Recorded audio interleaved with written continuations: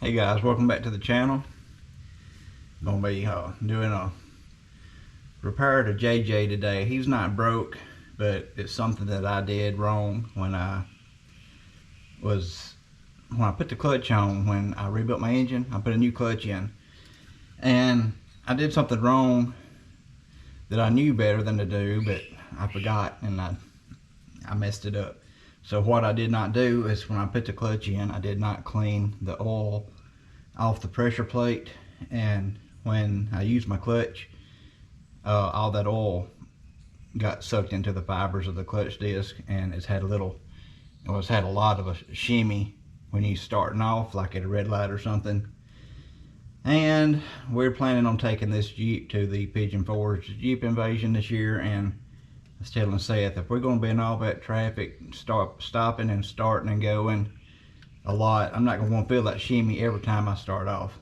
So today I'm replacing the clutch, and I got some brake clean, so I'm going to clean off that pressure plate, and I've got a new flywheel, and I'm going to clean it off and see if I can get that installed. I'm going to try to do it by myself. If I can't, I'll call my brother and have him come over and help me.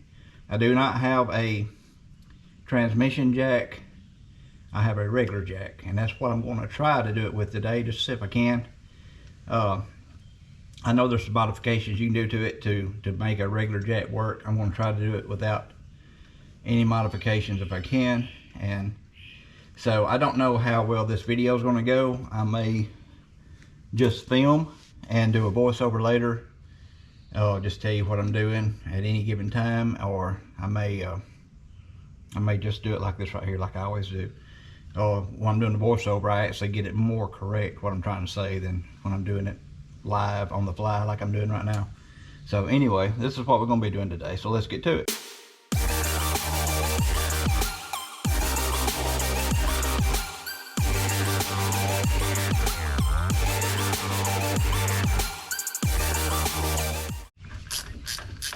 First thing I want to do is take this rear drive shaft out.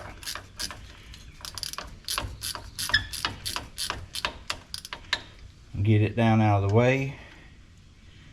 I got me some jack stands and my floor jack, and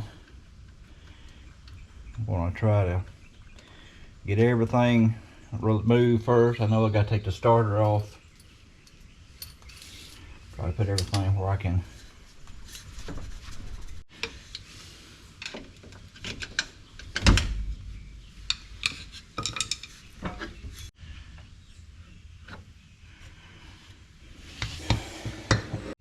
So I'm going to go ahead and I'm going to undo all the plugs.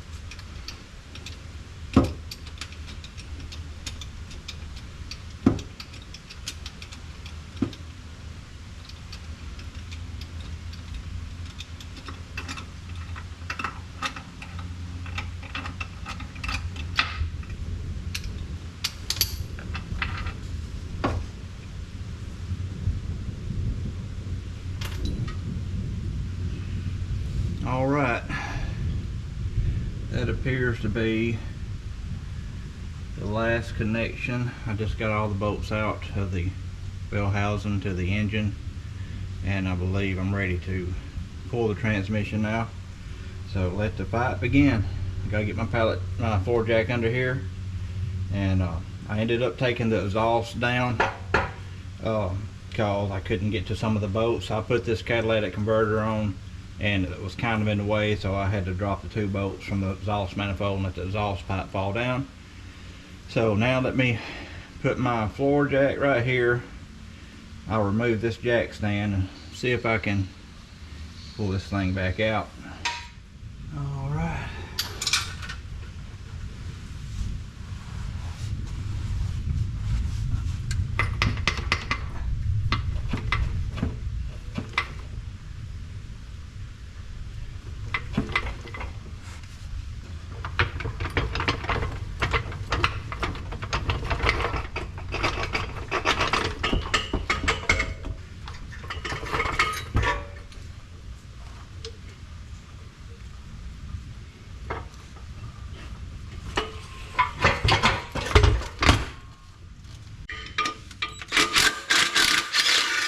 So the transmission came out relatively easy. It wasn't really that big a deal.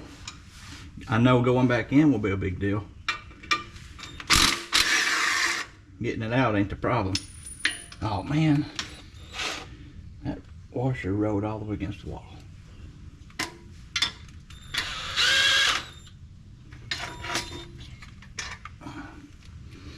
I'm wanting to see this. So you can see flywheel's got little scorch marks on it, and the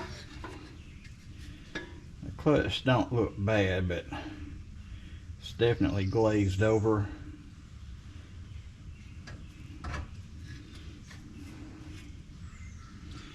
And the pressure plate's got scorch marks on it.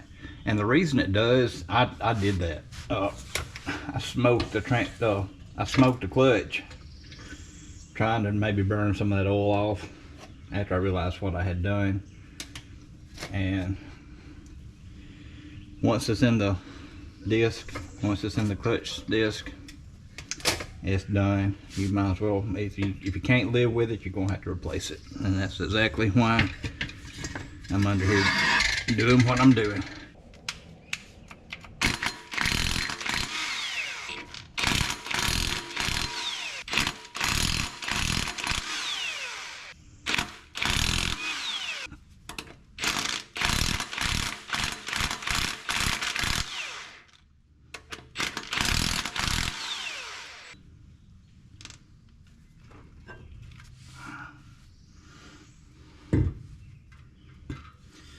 All right, now I'm ready to clean my other parts and get it put back together.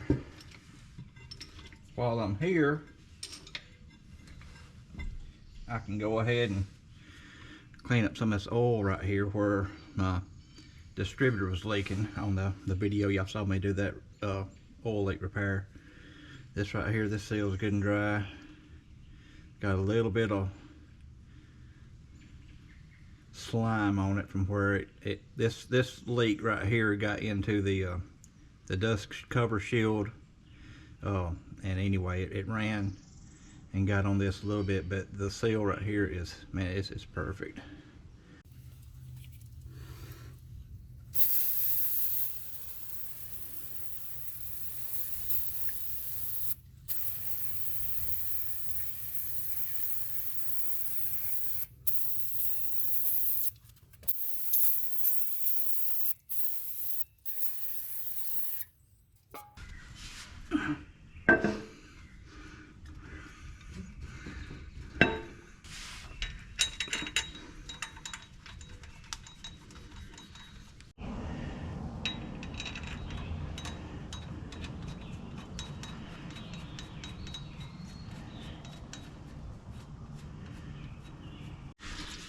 I'm done cleaned this thing one time, but it's I just got some dirt on it, so just gonna make sure I get it good and oil free again, because I don't want to redo of what I did last time.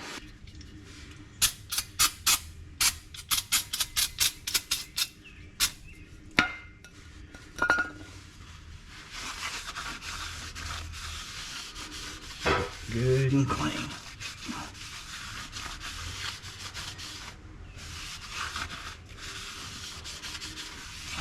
All right, I believe we're ready to put the clutch and the pressure plate on. All the torque specs, for all this stuff, I'll leave the factory service manual for 97 TJ down in the description below. I'm not going to try to tell you all the torque specs because I haven't looked up some of them as I go.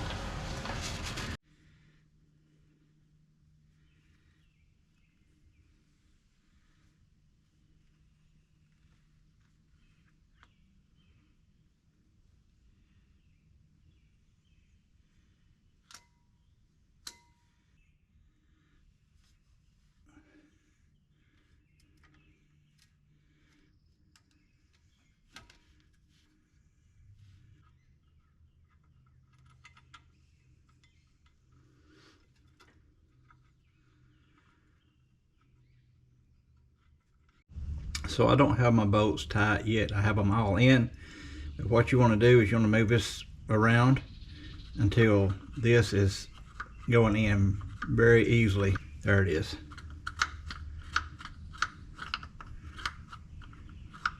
And that's where you want to torque it down at. And you torque it down into a star pattern so you won't warp your pressure plate. You won't torque them down all at the same time. Like when you start torquing, you won't run this one all the way down. You'll run it down a little bit at a time, and then you'll run this one down a little bit, and then this one, because this thing is like under a load. It's got pressure on it, and if you run one all the way down, these other ones are going to be resisting when you try to tighten them. That's about as far as I can go with my hand, and that right there is good.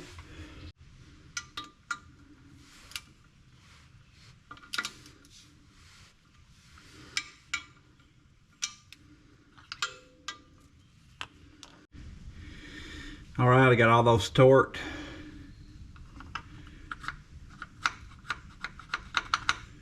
And that's how we want to do it. So I've made me some dowels. I'm going to put in the block. This will help me align the flywheel by myself. Since I have no one here right now, I'm going to try to do this without my brother. This is not the correct thread size. It is 7/16-16. But it threads in fine. It's the longest bolt I could find that I could make work. The thread size I think is 12mm by 1.75.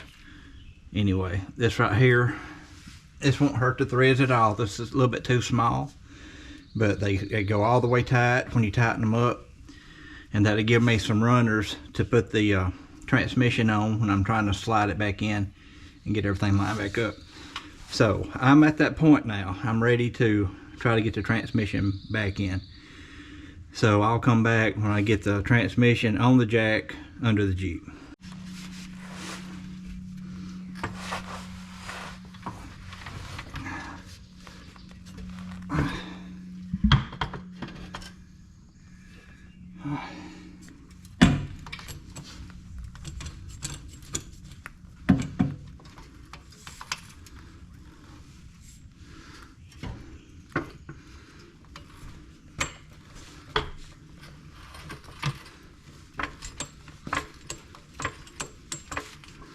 Jacking with my feet. All right, come on now. You need to go a little bit more. I can get it on these dowels. Now I'm about to mash my leg.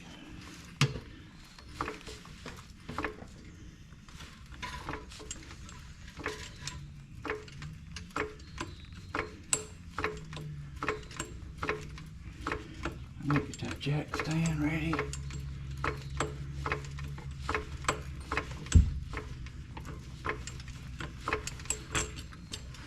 That's a slow go jacking with your foot.